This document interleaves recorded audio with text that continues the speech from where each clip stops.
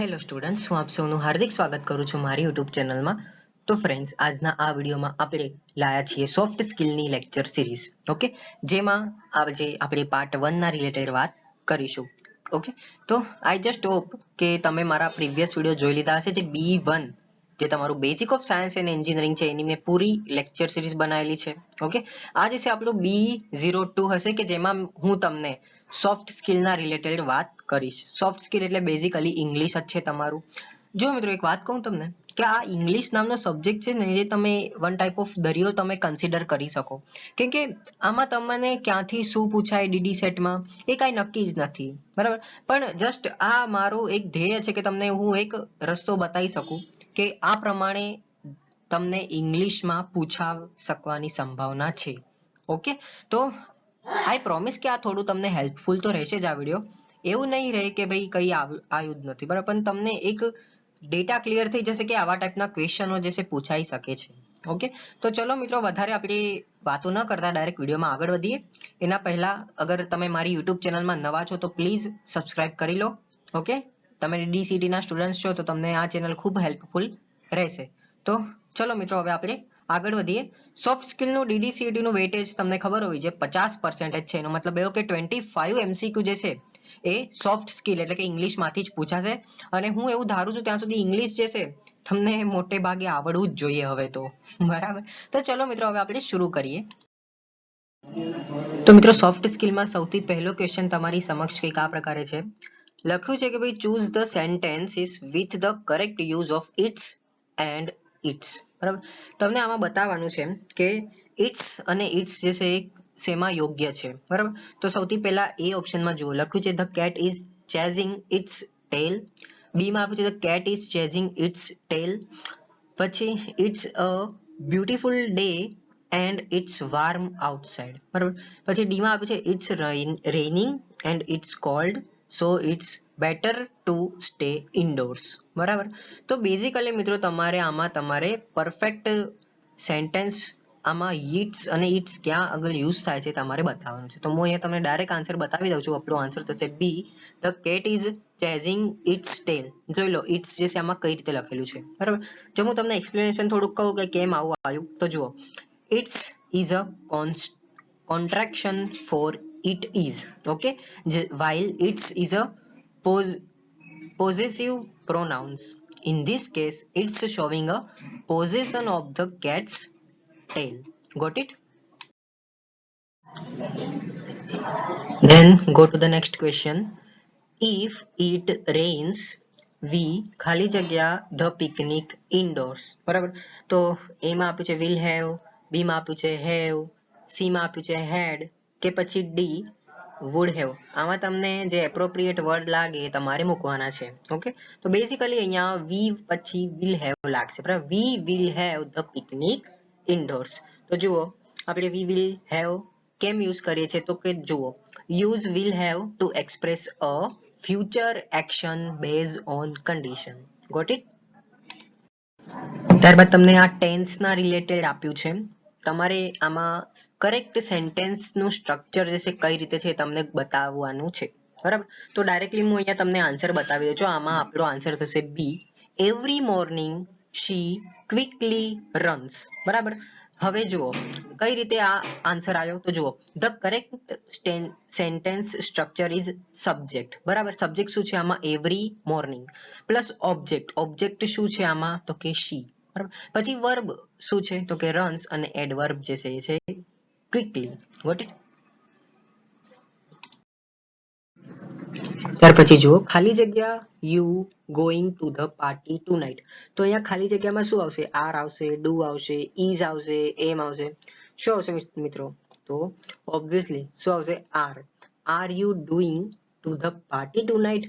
એટલે કે અહીંયા જો ક્વેશ્ચન માર્ક બી છે. ઓકે, તો આપણે એવું કહી શકાય કે use the auxiliary verb are to form a questions in the present simple tense. કયો ટેન્સ છે આમાં, પ્રેઝન્ટ સિમ્પલ ટેન્સ, એટલે કે સાદો વર્તમાન કાળ આમાં યુઝ કર્યો છે આ ક્વેશ્ચનમાં. ત્યાર પછી જો 5મા નંબરનું લખે છે ધ ગ્રુપ ઓફ સ્ટુડન્ટ્સ ખાલી જગ્યા excited about the upcoming trip. Okay, તો એમાં શું આવશે, અહીંયા ખાલી જગ્યામાં ઇઝ આવશે, આર આવશે, એમ આવશે કે પછી બી આવશે? તો obviously the group of students is excited about the upcoming trip. તો અહીંયા જે ગ્રુપ જે છે સબ્જેક્ટ બરાબર એ કેવું છે સિંગ્યુલર છે. So it is required A singular verb જે કયો છે ઇઝ. ધેટ્સ વાય આપણો આન્સર થશે એ. ત્યાર પછી જુઓ છઠ્ઠા નંબરનું બહુ ઇન્ટરેસ્ટિંગ સવાલ છે. લખ્યું છે identify the sentence with the correct use of the conditional tense. એટલે કે તમારે અહીંયા ABCD તમને આપ્યા છે અને તમારે બતાવવાનું છે કે ભાઈ આમાં ખરેખર સાચા ટેન્સનો કઈ આગળ ઉપયોગ આ લોકોએ કર્યો છે. Okay, correct use the conditional tense. તો પહેલા નંબર એ છે કે if she would have known she would come to the event. બરાબર, જો તે જાણતી હોત તો ઇવેન્ટમાં આવશે. બીજું લખ્યું છે unless you will study you would not pass the exam. એટલે કે જ્યાં સુધી તમે અભ્યાસ કરશો નહીં તમે પરીક્ષા પાસ કરી શકશો નહીં. ઓકે, પછી સી છે એમાં છે she would have come to the party if she knew about it. એટલે કે જો તેણીને તેની વિશે ખબર હોત તો તે પાર્ટીમાં આવી હોત. ઓકે, અને ડી માં તમને લખ્યું છે વેન હી અરાઇવ્સ. એટલે કે જ્યારે તે આવશે we will start the meeting. એટલે કે અમે મીટિંગ શરૂ કરીશું. તો આમાં મને એવું લાગે છે કે આન્સર થશે C. She would have come to the party if she knew about it. હવે ક્વેશ્ચન હશે કઈ રીતે? તો જુઓ the conditional tense is use to express hypothetical. Hypothetical એટલે કે કાલ્પનિક or unreal situation. In this sentence would have come. બરાબર, એટલે કે આવ્યું હોત એનો મતલબ શું થાય છે? વુડ હેવ કમ નું આવ્યું હોત is used correctly to express a past unreal condition. That's why our answer is C. Okay. Again આપણને એક ઇન્ટરેસ્ટિંગ સવાલ છે. લખ્યું છે કે identify the type of sentence. એટલે કે તમારે આમાં વાક્યના પ્રકારને ઓળખવાનો છે. લખ્યું છે અલથ્રુ. અલથ્રુ એટલે શું થાય છે કે જોકે. બરાબર, જોકે ઇટ વોઝ રેનિંગ. એટલે કે જોકે વરસાદ પડી રહ્યો હતો. They went for a walk. એટલે કે તેઓ ચાલવા ગયા. ઓકે, તો એમાં આપ્યું છે સિમ્પલ સેન્ટેન્સ, બી માં આપ્યું છે કમ્પાઉન્ડ સેન્ટેન્સ, સી માં આપ્યું છે કોમ્પ્લેક્સ સેન્ટેન્સ. તો એવું હું કહી શકું કે ભાઈ આ આન્સર જે છે આપણો થશે સી, કોમ્પ્લેક્સ સેન્ટેન્સ. હવે ક્વેશ્ચન હશે ભાઈ કઈ રીતે? તો જુઓ the sentence has an independent clause. બરાબર, they went for a walk. Okay, એટલે કે તેઓ ફરવા ગયા. And a dependent clause introduced by the subordinate conjunctions. એટલે કે અલથ્રુ. ઓકે, ધેટ્સ આપણો આન્સર થશે સી. ત્યાર પછી જુઓ આઈડેન્ટિફાઈ ધ કરેક્ટ સ્પેલિંગ. આ તો એકદમ ઈઝી લખ્યું છે. તમારે કરેક્ટ સ્પેલિંગ કઈ છે તો એ તમારે આઈડેન્ટિફાઈ કરવાની છે, એટલે કે શોધવાની છે. તો તમે સ્પેલિંગ જોઈ લો ACCOMMODAT. એકોમોડેટની આ વાળી સ્પેલિંગ આવશે. ત્યાર પછી મિત્રો આપણને એક બહુ ઇન્ટરેસ્ટિંગ સવાલ છે. લખ્યું છે choose the sentences with the appropriate use of their or their. તો પહેલો જે ધેયર છે સ્પેલિંગ THEIR એનો મતલબ એવો થાય છે કે તેમના. ઓકે, પછી THERE એનો અર્થ થાય છે કે ત્યાં. ઓર ધેયર બરાબર, THEY પછી ARE બરાબર, તો તેઓ છો એવું તમે કન્સિડર કરી શકો છો. તો તેના યોગ્ય ઉપયોગ સાથે તમને અહીંયા ABCD આપેલું છે. તો કેવો એપ્રોપ્રિએટ વર્ડ છે, કયો એવો યોગ્ય શબ્દ છે, તો એમાં તમારે જોવાનું છે. ABCD માંથી જે કરેક્ટ આન્સર છે એમાં તમારે ટીક કરવાનું છે. તો બેઝિકલી મિત્રો અહીંયા તમને ઘણા બધા એક્ઝામ્પલ આપ્યા છે. તો સૌથી પહેલા આપણે તમને આપેલું છે એ નંબરનું જોઈ લો શું આપ્યું છે. તો કે ધેયર. બરાબર, their going to visit their relatives over their. એટલે કે તેઓ ત્યાં તેમના સંબંધીઓની મુલાકાત લેવા જઈ રહ્યા છે. બીજામાં તમને આપ્યું છે they are going to visit their relatives over there. એટલે કે તેઓ ત્યાં તેમના સંબંધીઓને મળવા જઈ રહ્યા છે. સી માં આપ્યું છે કે they are going to visit their relatives over there. એટલે કે તેઓ ત્યાં તેમના સંબંધીઓની મુલાકાતે જતા હોય છે. બરાબર, અને બીજું લાસ્ટ આપ્યું છે કે they are going to visit their relatives over there. એટલે કે તેઓ તેમના સંબંધીઓની મુલાકાત લેવા જઈ રહ્યા છે. તો એપ્રોપ્રિએટ વર્ડ મને એવું લાગે છે ત્યાં સુધી તમારો આન્સર થશે બી. they are going to visit their relatives over there. એટલે કે તેઓ ત્યાં તેમના સંબંધીઓને મળવા જઈ રહ્યા છે. હવે ક્વેશ્ચન હશે આવું કઈ રીતે? તો જો the correct uses of their as a contractions for they are and their to shown possession એટલે પોઝેશન એટલે શું થાય તો કે કબજો બતાવવા માટે તેઓ અહીંયા THEY પછી ડેશ એટલે કે આનો મતલબ થાય છે they are બરાબર અહીંયા લખ્યું બી છે આગળ they are and their એટલે કે તેમના માટે બરાબર તો આમ જે છે આપણું બી આન્સર કરેક્ટ થશે ત્યાર પછી મિત્રો આ તો સવાલ બહુ જ ઈઝી છે ભલે તમે ડિપ્લોમા વાળા છો તમને આનો આન્સર તો આવડવો જ જોઈએ શું કહે છે જુઓ choose the correct form of the comparative adjective okay તો લખ્યું છે she is ખાલી જગ્યા then her sister તો ઓબ્વિયસલી આમાં શું આવશે taller આવશે એટલે કે તેની બહેન કરતા કેવી છે ઊંચી છે ધેટ્સ વાય અહીંયા ટેલર એટલે કે ઊંચી થશે બરાબર તો ક્વેશ્ચન હશે કઈ રીતે તો જુઓ when comparing two things એટલે કે જ્યારે આપણે બે વસ્તુની સરખામણી કરીએ છીએ then comparative form of the adjective tall is taller એટલે કે શું થાય છે ઊંચુંનું વિશેષણનું તુલનાત્મક સ્વરૂપ છે આનું taller ધેટ્સ વાય tall નહીં આવશે અહીંયા taller આવશે ઓકે ત્યાર પછી આપણને એક ઇન્ટરેસ્ટિંગ સવાલ છે લખ્યું છે choose the sentence with the correct use of your and you are okay અહીંયા you are એટલે શું થાય છે કે તમારી અને you are નો મતલબ થાય છે તમે છો ઓકે તો પહેલામાં લખ્યું છે I like your new dress બરાબર એટલે કે મને ગમે છે તમારો નવો ડ્રેસ બીજામાં લખ્યું છે you are going to love this book એટલે કે તમને આ પુસ્તક ગમશે ઓકે સીમાં લખ્યું છે can I borrow your pen એટલે કે શું હું તમારી પેન ઉધાર લઈ શકું ડીમાં આપ્યું છે I appreciate your help એટલે કે હું તમારી મદદની કદર કરું છું તો શું લાગે છે મિત્રો કયો આન્સર આવશે તો ઓબ્વિયસલી આમાં આપણો આન્સર થશે ડી જ okay I appreciate your help okay તો ક્વેશ્ચન હશે કઈ રીતે તો જો you are બરાબર YOUR is a possessive pronoun and you are is a contraction of YOUR બરાબર in this case your is a use correctly અહીંયા જે છે ડી ઓપ્શનમાં your જે છે એ બરાબર યુઝ થાય છે ધેટ્સ વાય આપણો આન્સર થશે ડી ગોટ ઇટ ત્યાર પછી મિત્રો આપણને ઇન્ટરેસ્ટિંગ સવાલ છે લખ્યું છે choose the sentences with the correct use of who and whom okay તો પહેલામાં તમને આપ્યું છે કે whom is coming to the party ના આ તો મને તો નથી લાગતો બરાબર બીજામાં લખ્યું છે who is coming to the party તો obviously this is correct okay that's why our answer is B now the question is why question B is correct so listen who is used as the subject of sentences and whom is used to the object in this case who who is the correct choice that's why our answer is B who is coming to the party એનો મતલબ એવો થાય છે કે પાર્ટીમાં કોણ આવી રહ્યું છે ઓકે that's why આપણો આન્સર થશે B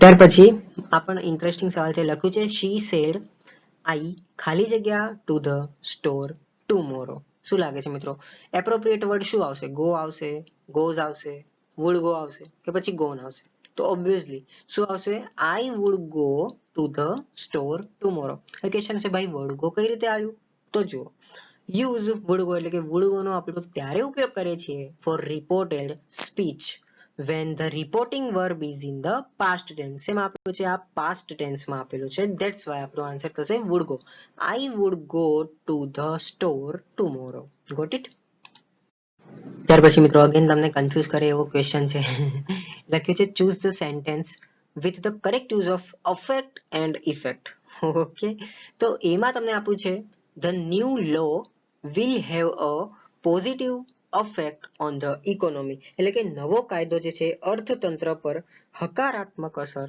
કરશે બીજામાં લખ્યું છે the new law will have a positive effect on the economy બરાબર શું કહે છે કે નવા કાયદાની અર્થવ્યવસ્થા પર સકારાત્મક અસર પડશે સીમાં લખ્યું છે the weather can affect our travel plan એટલે કે હવામાન અમારી મુસાફરી યોજનાઓને અસર કરી શકે છે પછી ડી માં કીધું છે કે the weather can affects our travel plans એટલે કે હવામાન અમારી મુસાફરી યોજનાઓને અસર કરશે બરાબર શું લાગશે મિત્રો શું લાગશે સો ઓબ્વિયસલી આપણો આન્સર થશે આમાં બી the new law will have a positive effect on the economy question હશે how કઈ રીતે તો જો affect is usually a verb and effect is usually a noun okay in this case effect is the correct choice that's why our answer is B the new law will have a positive effect on the economy okay ત્યાર પછી જો 15 નંબરનું, if she ખાલી જગ્યા two the party she would have met many interesting people. Got it? તો આમાં શું લાગશે? went આવશે, goes આવશે, would go આવશે કે પછી had gone? તો obviously if she આવશે ને ત્યારે આવશે had gone. હવે ક્વેશ્ચન હશે કઈ રીતે? તો જુઓ, this is a third conditional sentence expressing a hypothetical past situations. Therefore, the correct answer is had gone. The structure of third conditional involves the past perfects if the starting word is if. Okay, અહીંયા શું starting word થાય if? તો if clauses and would have plus past participle in the main clause. That's why our answer is D. Okay, if she had gone to the party she would have meet many interesting people. Got it? ત્યાર પછી આપણને interesting છે, ધ્યાન રાખજો. બરાબર, શું લખે છે જુઓ, choose the sentence with the correct placement of commas, એટલે કે અલ્પ વિરામના યોગ્ય સ્થાન સાથે તમારે સેન્ટેન્સ જે છે પસંદ કરવાનું છે, ચૂઝ કરવાનું છે. તો સૌથી પહેલો જુઓ શું લખે છે કે the book that I lent you in on is on the shelf. Okay, કે મેં તમને જે પુસ્તક આપ્યું છે તે શેલ્ફ પર છે. બરાબર, બીજા નંબરે લખે છે કે she visited Paris France last summer, એટલે કે તેણી ગયા ઉનાળામાં પેરિસ પછી કોમા કરીને ફ્રાન્સની મુલાકાત લીધી હતી. સીમાં કહે છે કે he brought a new car but પછી comma didn't like the colour, એટલે કે તેણી નવી કાર ખરીદી પરંતુ પછી અલ્પવિરામ છે રંગ પસંદ ન હતો. બરાબર, ડોન્ટ લાઈક ધ કલર. ડીમાં આપ્યું છે the cat which is black is sleeping on the coach, એટલે કે કાળી બિલાડી પલંગ પર સૂઈ રહી છે. તો મને એવું લાગે છે કે અહીંયા આન્સર જે છે એ આવશે. બરાબર, તો ક્વેશ્ચન હશે આવું કઈ રીતે? તો જુઓ, the sentence requires a restrictive relative clauses and no commas are needed to separate the essential information. That's why our answer is A. Simple. બરાબર, મેં તમને જે પુસ્તક આપ્યું છે તે શેલ્ફ પર છે, વાત સિમ્પલ જ છે. That's why our answer is A. ત્યાર પછી જો લખ્યું છે identify the sentence with the correct subject verb agreement. Okay, શું કહે છે કે ભાઈ તમારે આઈડેન્ટિફાય કરવાનું છે sentence with the correct subject verb agreement. લખ્યું છે the team along with their coach R celebrating the victory, એટલે કે ટીમ તેમજ તેમના કોચ સાથે વિજયની ઉજવણી કરી રહી છે. ઓકે, બીજામાં કીધું છે કે neither of the players have been injured during the match, એટલે કે મેચ દરમિયાન કોઈ પણ ખેલાડીને ઈજા થઈ નથી. સીમાં લખ્યું છે each of the students were required to submit their assignment on time, એટલે કે દરેક વિદ્યાર્થીઓએ સમયસર તેમની જે અસાઇનમેન્ટ્સ છે બરાબર તો એ સબમિટ કરવાની જરૂર હતી. પછી ડીમાં કહે છે કે the committee is divided in their opinions, એટલે કે સમિતિ એટલે કે કમિટી તેમના અભિપ્રાયોમાં વિભાજિત છે. શું લાગે છે મિત્રો, શું આવશે આન્સર? તો ઓબ્વિયસલી આન્સર ડી જ આવશે. બરાબર, ક્વેશ્ચન છે કઈ રીતે? તો જો આમાં સબ્જેક્ટ છે શું છે? કમિટી. એ શું છે? સિંગ્યુલર છે. સિંગ્યુલર એટલે શું છે? એક વચનમાં છે. બરાબર, સો ધ વર્બ ઇઝ બરાબર, ઇઝ પણ જે છે કેવું થશે? આપણું સિંગ્યુલર જ થશે. Okay, that's why our answer is D. Simple.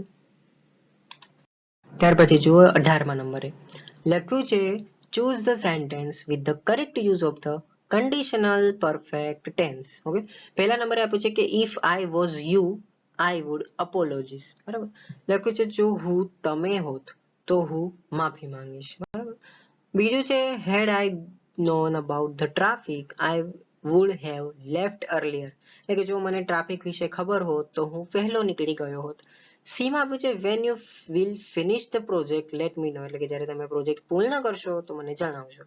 અને ડી માં આપ્યું છે if they will come on time we will start the meeting, એટલે કે જો તેઓ ટાઈમ પ્રમાણે આવશે એટલે કે સમયસર આવશે તો અમે મીટિંગ શરૂ કરીશું. બરાબર, તો મને એવું લાગે છે કે આમાં કરેક્ટ સેન્ટેન્સ નો યુઝ જે છે થયો છે બી માં. શું કહે છે કે જો મને ટ્રાફિક વિશે ખબર હોત તો હું વહેલો નીકળી ગયો હોત. હવે ક્વેશ્ચન છે કઈ રીતે ભાઈ આવું? તો જો the conditional perfect tense is formally by using had plus past participant. અહીંયા હેડ નોન છે બરાબર, ઇઝ ધ કરેક્ટ યુઝ આમાં કર્યો છે આ લોકોએ. That's why our answer is B. Got it?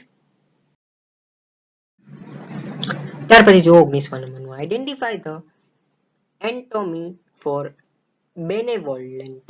બરાબર, બેનેવોલેન્ટ એટલે કે શું થાય છે? ઉદાર. બરાબર, તો ઉદાર માટે તમારે અહીંયા વિરોધી શબ્દ જે છે બતાવવાનો છે. તો પહેલા નંબરે લખ્યું છે મેલેવોલેન્ટ એટલે કે દુષ્ટ. પછી બી માં આપ્યું છે ગ્રેસિયસ એટલે કે દયાળુ. સી માં આપ્યું છે અલ્ટ્રુઇસ્ટિક્સ એટલે કે આઈ થિંક એનો પરોપકારી થાય છે અર્થ. અને ડી જે છે એ છે કમ્પેઝિનેટ એટલે કે દયાળુ. તો શું લાગે છે મિત્રો? ઉદારનો વિરોધી શબ્દ શું આવશે? ઓબ્વિયસલી શું આવશે? મેલેવોલેન્ટ. જુઓ અહીંયા છેલ્લે વોલેન્ટ છે, આમાં બી વોલેન્ટ છે, એવું બી તમે એક ટીપ છે આ તમે લઈ લેજો. બરાબર, તો ઉદારનો જે એનાટોમી વર્ડ છે એ છે દુષ્ટ. બરાબર, that's why our answer is A. કઈ રીતે? જુઓ, benevolent means showing a kindness and goodwill, while malevolent means having a showing a wish to do evil. Okay, simple. Then 20 number નું identify the sentence with the correct use of the gerund. લખ્યું છે પહેલા નંબરે he enjoys to swim in the ocean એટલે કે તેને સમુદ્રમાં તરવાનો શોખ છે. બીજું છે swimming is the ocean is his favorite activity એટલે કે સમુદ્રમાં તરવું એ તેની પ્રિય પ્રવૃત્તિ છે. બરાબર. સીમાં લખ્યું છે to sing loudly can be annoying in a quiet library. બરાબર, એટલે કે શાંત પુસ્તકાલયમાં મોટેથી ગાવું હેરાન કરી શકે છે. અને ડી માં તમને લખ્યું છે કે she decided on to painting as a hobby એટલે કે તેણીને એક શોખ તરીકે પેઇન્ટિંગ કરવાનું નક્કી કર્યું છે. તો આમાં મને એવું લાગે છે કે બી નંબરનું જે ઓપ્શન છે swimming in the ocean is his favorite activity. હવે ક્વેશ્ચન હશે કઈ રીતે? તો જુઓ, in this sentence swimming is used as a ground, બરાબર, sorry, gerund acting as a noun. Okay, it represents the action of the verb and is the subject of the sentences. મને એવું લાગતું નથી આનું કઈ ગુજરાતી કરવાની જરૂર રહેશે, તમને ખબર પડી ગઈ હશે. બરાબર.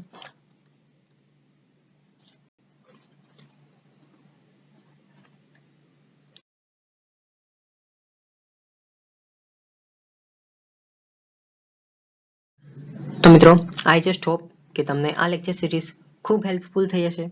ઇફ જો કોઈ એવું લાગે છે કે મારામાં કંઈક ઇમ્પ્રુવમેન્ટ કરવાની જરૂર હોય, કંઈ ફીડબેક આપવાની જરૂર, તો તમે મને ફીડબેક આપી શકો છો. ઓકે, બટ બદલામાં તમે તમારા મિત્રો સાથે પણ આ વિડીયો શેર કરો. ઇવન મેં B1 જે તમારું બેઝિક ઓફ સાયન્સ અને એન્જિનિયરિંગ છે તેના રિલેટેડ મેં આખી લેક્ચર સિરીઝ બનાવી લીધેલી છે. તો તમે પ્લીઝ DDCDની એક્ઝામની પ્રિપેરેશન કરી રહ્યા છો તો તમે એ વિડીયો પણ જરૂર જોજો. Thank you so much for watching my video.